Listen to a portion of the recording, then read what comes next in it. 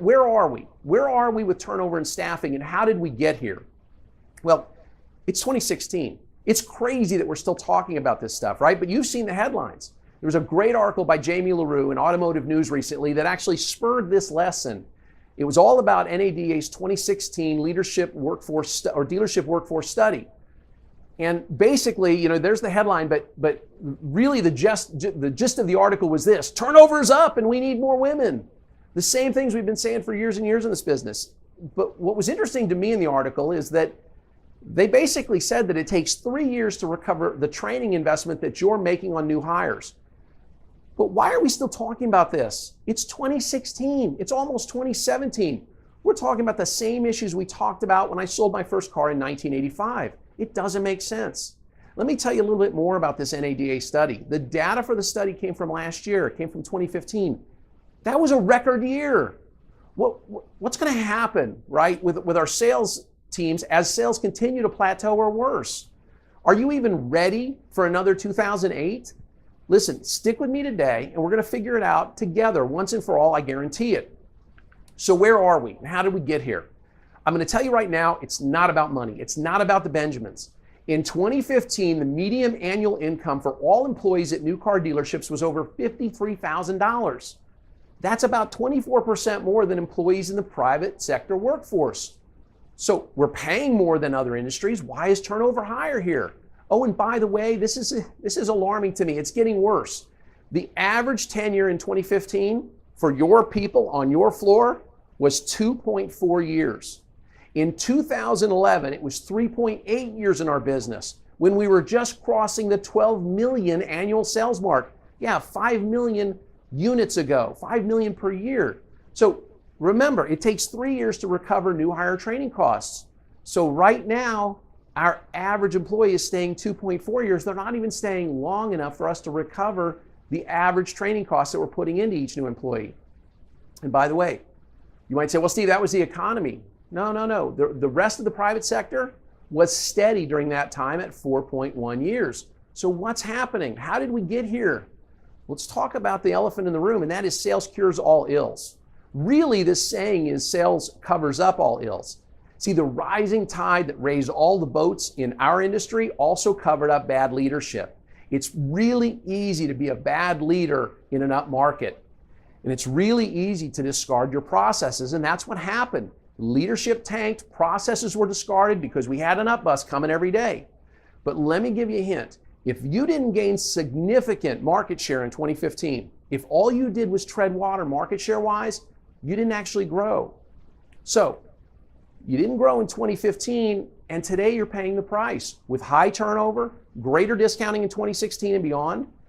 Now, while it's true that most businesses will get better at process in bad times, this doesn't mean that you'll get better, that your team will get better, or that you'll get better right away, or that businesses get better in flat markets. And we're going to be in a flat market for a little while. So Steve, I get it. Sales cures all ills. How else did we get here? Well, this is a saying, people quit bosses. People don't quit companies, people quit bosses. And that's absolutely true in your dealership. See, leadership from the desk does not exist in most dealerships that I work with today. You probably have deskers, not managers. Now, there's nothing wrong with deskers, okay? We all need good deskers. Unless you're a one-price store, you need a superstar desker. But they're not leading your team. They're not even sales managers. They don't know how to lead, but it's not their fault because no one ever taught them how to lead. They didn't have to lead in this business. Oh, and by the way, it's not HR, okay? You're going to find some people in our business, usually people who are selling HR services or staffing companies, they're going to argue that we need stronger HR departments to attract and keep more women. I'm going to tell you what, this is a cop-out or it's a money grab. Here's the reason. The role of the automotive salesperson, that's perceived by society to be a man's job. Society perceives it that way. A stronger HR team isn't going to change society's perception of that role. And just so you know, I'm not being sexist, we need more women in automotive. But they're going to come by doing the things I'm going to talk about today, not by getting a stronger HR team that can recruit more women.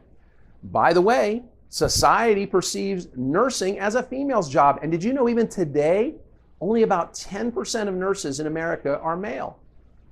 It's because society perceives the position that way. It's also not about training. Let's be clear. You don't need more training. The only person yelling for you to get more training are the professional trainers. You've already paid for enough training. It's probably sitting in a drawer in your conference room right now. You've probably got a drawer full of the Grant Cardone DVDs, right? The Joe Verdi VHS tapes, the Stuker CDs or cassette tapes, or even 8-track tapes. I've seen it. I've been in your conference room. You've paid for enough training. The problem is no one's reinforcing the training that you're getting today or the training that you got before. That's the biggest issue that I have when I go work for a dealership. When I come into your dealership to work with you, it doesn't matter what I say or do. If your managers aren't going to reinforce the training that I put in place, it's worthless. So today I'm going to give you everything that you need to know so that you don't ever need to hire a trainer. So it's basically this: growing sales killed our processes, yep, and bad bosses. Yep, that's pretty much it. Oh, and millennials, okay? But we can fix that. See, think about this. Ask yourself how much you wasted on staffing, on recruiters, on benefits, on HR, and trainers from 2011 to today. Think about that. What changed over that time, right? Obviously, we got this millennial problem, but you know what? All of our issues and the millennial problem, they're all solvable with just a few simple steps. They are solvable if we will put in place some basic, transparent rules. Transparent means everybody knows about them before, after, and during, okay? And then we put in some fair, transparent pay plans, again, where everybody knows what's going on. We're going to talk about all this today. We put in good processes, which is direction. People want direction. They need direction. We put in a sense of fairness. And you know what fairness is? It's enforcing. It's enforcing and reinforcing our rules, our pay plans, and our processes. We give a little bit of appreciation, right? We're nice to the people we work with. And we create a sense of pride in selling cars. If we can do those simple steps, truly simple steps, we can solve turnover and staffing issues in your dealership forever. Think about this. Think about your accounting department. Your accounting department, I bet, has clear rules. I'll bet they have a transparent, enduring pay plan. What I mean by that is you probably haven't changed your accounting department pay plan in years because it works, right? I'll bet you your accounting department has solid processes and plenty of direction. The only thing that would dictate turnover now in the accounting department is whether or not there's a sense of fairness, right? If they feel the manager's fair, if they feel the rules are fair. And is there a sense of appreciation or pride in that business? There's a reason that you don't have turnover in the accounting department, and that's because you have leadership. You have rules, you have enduring pay plans, and you have plenty of direction, those solid processes. And I know what you're thinking. Steve, that's apples and oranges. Accounting is nothing like sales. You're right. Accounting and sales are completely different. In fact, in accounting, you couldn't survive a single day without leadership. In sales, you could go months without it. You probably have. Some of you have probably gone years without leadership in your sales team. But the world is changing. Turnover velocity is increasing. That means that it's just going to keep getting worse and worse. Last year it was 2.4 years average tenure for the people on your team. What's it going to be in 2017 and 2018? It's getting worse. So whatever you do, let's stop with the Band-Aids, okay?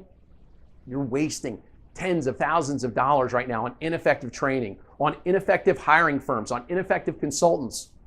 These things are ineffective, by the way, because your foundation is wobbly. I told you, most of the dealers I train do nothing with the training. It's because they're trying to put it on a foundation that's wobbly. See, when I train dealers, it doesn't matter what I teach you if you have no rules in place. And you can have rules, but if they're not being enforced, it means you don't have rules in place. Or if your managers are just going to give my training lip service. Or if everybody in your team just treats my visit as another, box checking exercise. You know what you do with your OEM? Every time they come in, they give you boxes to check and your team checks them off and hey, look what we did. No, you have to have a foundation. The things that we're going to talk about today are exactly that foundation. And again, this is easy. It's easier than the alternative.